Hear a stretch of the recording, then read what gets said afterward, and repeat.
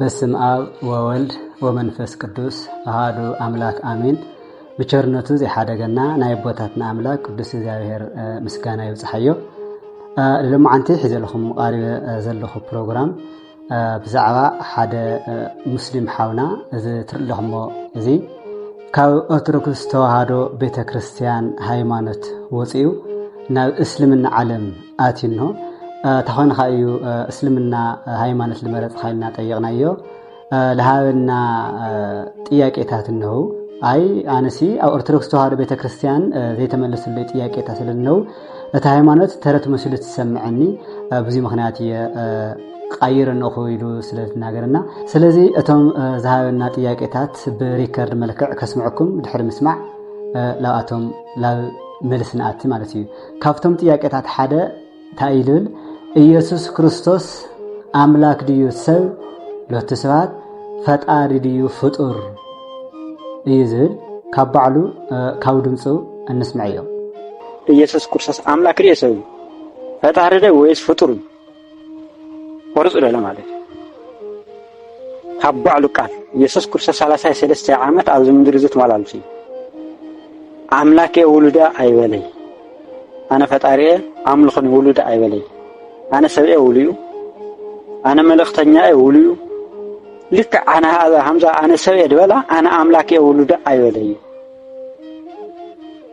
أملاك نود يودي بكا جلده يلا ويني خالقته تعالي أتي ذات أيقظ إياك كم سمعهم يمثل أنا جن قدمي خالي نجر قدمي مرسم من لاسي إذا تيجي قدم مانم سوات قدم هواريات قدم نبيات لتأيق أكل من الحنا بعد قلت أنا مرحينا يسوع كريستوس أنا إذا تيجي ذس حد شيء خناي مالتيو السخا خالوت سوات تختلت إسماعيلاويان خالوت يسوع كريستوس هم أملاخ ليقبلوا السوات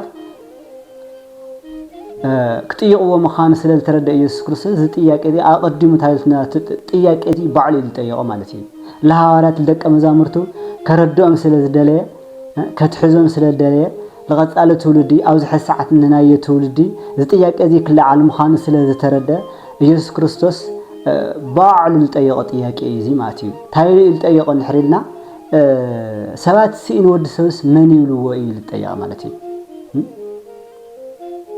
ስለዚህ ሰባት ንወድሰ መን ይብሉ ወይሉ ቅድም ማንም ፍጡር ዝጥያቄ እዚ ምጥያቁ ማንነቱ ጠፊኡ ይኾን ታማይ ንሕሪልና ዓርሱ ከፋልጠና ስለለለ ማንነቱ ከገልጸና ስለለለ ትክክለኛ ማንነቱ መን ምዃኑ ከረደና ስለለለ ለዋዕሉ ሰባት ሲን ሰባት ንወድሰ መን ይብሉ ወይሉ ጠየቀ ማለት እዩ። ሰባት ንወድሰ መን ይብሉ ወይሉ ጥቅሲ አብያናይ ወንጌልና ንረኸቦ ማቴዎስ ወንጌል ምዕራፍ 16 كاب 13 كاب 10 عنتلنا نبلنا إذا تصينا الرحماتي ملو وانجيل نببا ኢየሱስ ወደ ፊልጶስ ቂሳሪያ ሀገር በደረሰ ጊዜ ደቀ መዛሙርቱ ሰዎች የሰውን ልጅ ማን እንደሆነ ይሉታል ብሎ ጠየቀ። ለደቀ መዛሙርቱ ማለት ነው። ሰባት ሲን ወድ ሰውስ ማን ይብሉ ወይሉ ሓደ ሰውስ በረግልስ ሰባት ሲላይስ ማን ሁሉን ይልስክ ጥይኸሊ ማናቱ እከለ ኃይል ባል ማለት ነው። ኢየሱስ ክርስቶስ ግን ወይ በቃ ሰማ ኢየሱስ ይኻ ክብልዎ መኻኑ ላፈለጠልሃለ እና hamlulu ርግጠኛ ሆነልሃለ ስኻማ በቃ ኢየሱስ ይኻ ሰብ ይኻ ነብይ ይኻ ክብልዎ መኻኑ ላፈለጠ ሰባት ግን ላይ ማን ሁሉን ኢሉ ጠየቀ ማለት ነው። ታ ማለት ያው ጥያቄ እዚ ለሆነ ከገልጾሉ ደለየ ነገር እንሆ ማለት ነው። እነርሱም አንዳንዱ መጥምቁ ዮሐንስ ሌሎችም ኤልያስ ሌሎችም ኤርሚያስ ወይም ከነቢያት አንድ ነው ይላሉ አሉት። እሺ ናኻሊ ሰብ ጨለ ገርሁም ነገርሁም እንደኹም ጽቡቅ ገርሁም ንስኻቱም ከመንቱ ለኹም ኒል ወሊስ ጠየቁም። እርሱም እናንተስ እኔን ማን እንደሆንሁ ትላላችሁ አለው። እስኻቱም ከመንቱ ለኹም ይሉም። ስምዖን ጴጥሮስ መልሶ አንተ ክርስቶስ የሕያው እግዚአብሔር ልጅ ነህ አለው። ኢየሱስም መልሶ እንዲህ አለው የዮና ልጅ ስምዖን ሆይ በሰማያት ያለ አባቴ እንጂ ስጋና ደም ይሄንን አልገለጠልህም። እኔ እምልሃለሁ አንተ ጴጥሮስ ነህ፣ በዚች ዓለት ላይ ቤተክርስቲያን እሰራታለሁ፣ የገሃነም ደጆችም አይችሏትም። የመንግስተ ሰማያትን መክፈቻ እሰጥሃለሁ። በምድር የምታስረውን ሁሉ በሰማያት የታሰረ ይሆናል፣ በምድር የምትፈታውን ሁሉ በሰማያት የተፈታ ይሆናል። ስለ ቃሉ ቅዱስ እግዚአብሔር አምላካችን የተመስገነ ይሁን። ጥያቄ እዚ ለዋዓሉስ ልምንታይ ይጠይቅዎ እንድሕሪልና ክገልጾ ልደለየ ነገር ስለለነ እዩ። ማንነቱ ለደቀ መዝሙር ከረድኦም ስለለየ እዩ። ጌታችን መድኃኒታችን ኢየሱስ ክርስቶስ ይህንን ጥያቄ የጠየቀበት ምክንያትና ትርጉም በሶስት ዋና ዋና ነጥቦችን ማየት ይቻላል። አንደኛ፣ ከሰዎች ግምት በላይ መሆኑን ለማሳየት። ሰዎች ኢየሱስን እንደ ዮሐንስ መጥምቁ፣ እንደ ኤልያስ ወይም እንደ ኤርምያስ ማየታቸው ሰው መሆኑንና ታላቅ ነቢይ መሆኑን ቢረዱም እውነተኛ ማንነቱ ግን አልደረሱበትም ነበር።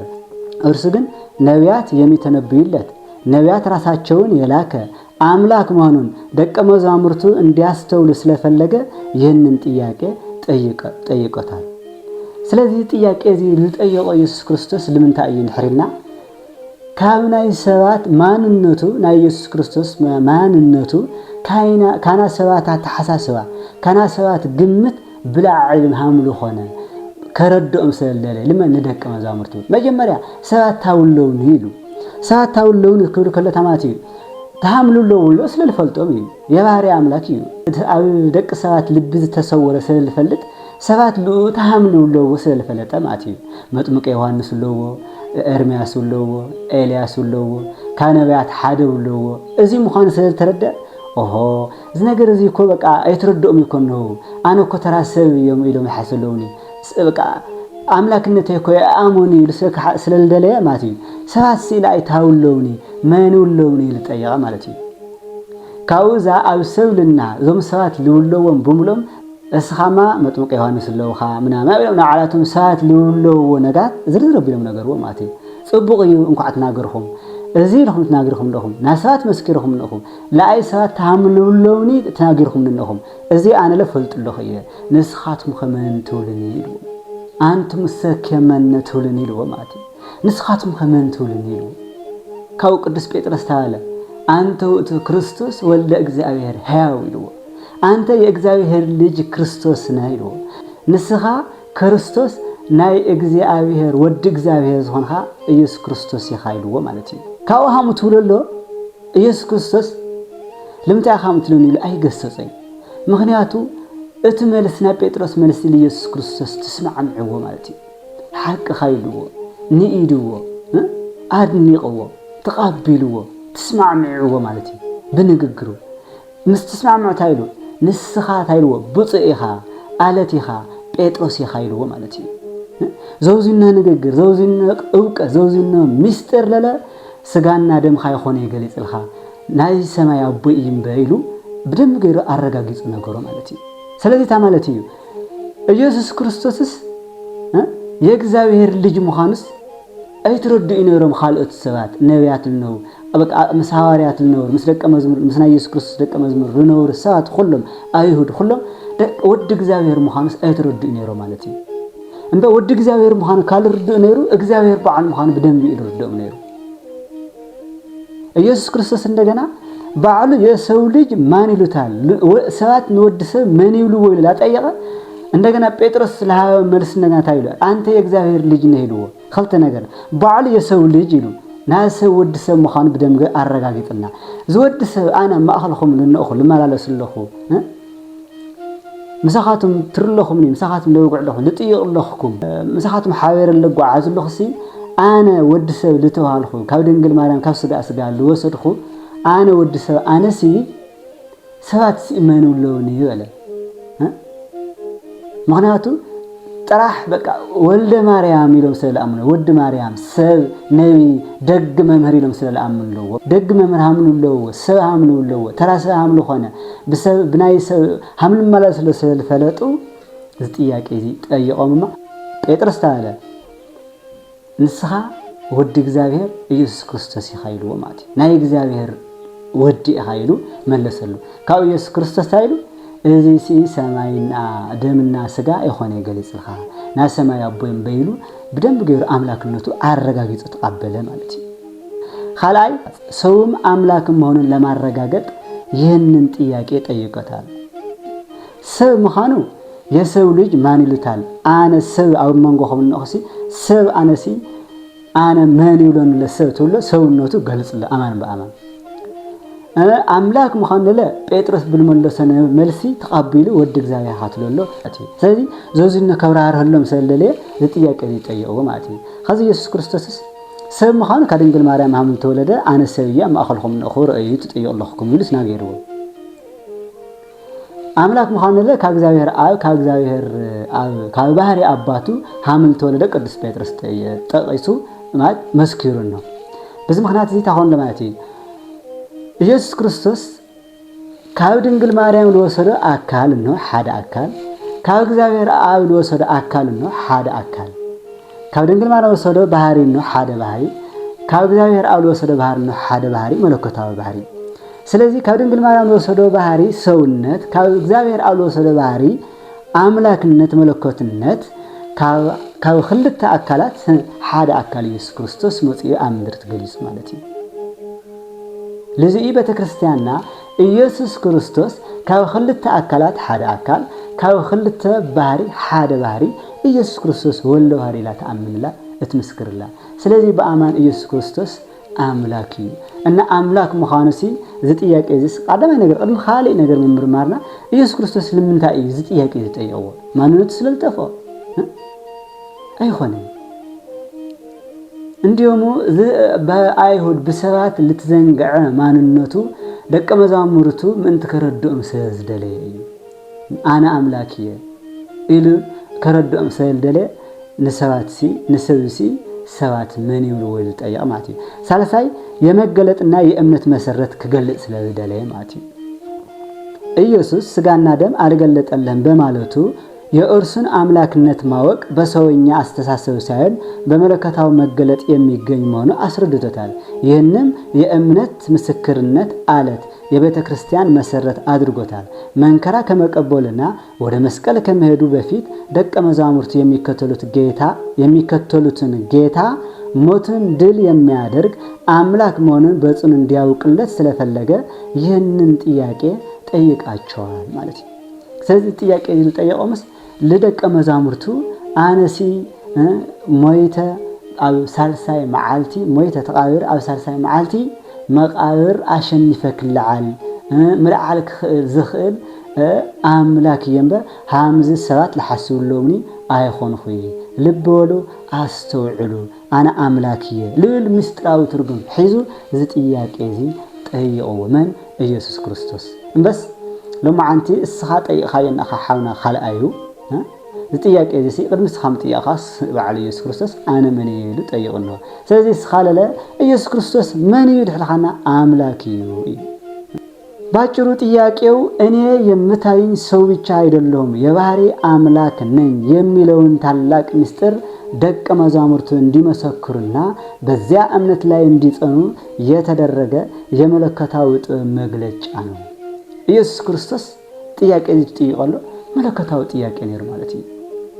ሓደ ዓውይ ናይ መለኮታዊ መግለጽ የውጽእ ማለት ነው። ኢየሱስ ክርስቶስ ጋና ላለይትስ ለካ ሐምዝ ሐዚ ናይ ፖለቲካ ፓርቲ በሚዲያታት በቴሌቪዥን በዩቲዩብ በፌስቡክ በትዊተር በምንም ገይሮም በቴሌቪዥን ገይሮም በራዲዮ ገይሮም መግለጽ ለውጽለው አነሲ ሐምዚ ነው ኢየሱስ ክርስቶስ ለለ ቅድሚ መንከራ መቅባሉ ለሐዋርያት ከጽናዕ ስለደለ ለህድ ዓለም ህዝቢ ማንነት ክገልጽ ስለደለ ወድ እግዚአብሔር ምዃኑ ክገልጽ ስለደለ አቀድም ጥያቄ ዝጠይቁ መለኮታዊ መግለጽ አውጸ አነ ወልደ አምላክ ወልደ ማርያም የሰው ልጅ አምላክ ይዩ አምላክ ይዩ ካብ ክልተ ባህሪ ሓደ ባህሪ ልኾንኹ ካብ ክልተ አካል ሓደ አካል ልኾንኹ ኢየሱስ ክርስቶስ የእግዚአብሔር አብ ልጅ አነ አምላክ ኢሉ ክገልጸሎም ስለደለ እዚ መለኮታዊ መግለጽ እዚ አውጽዩ እዩ ናብ ስራሕ ልጀመረ ማለት እዩ።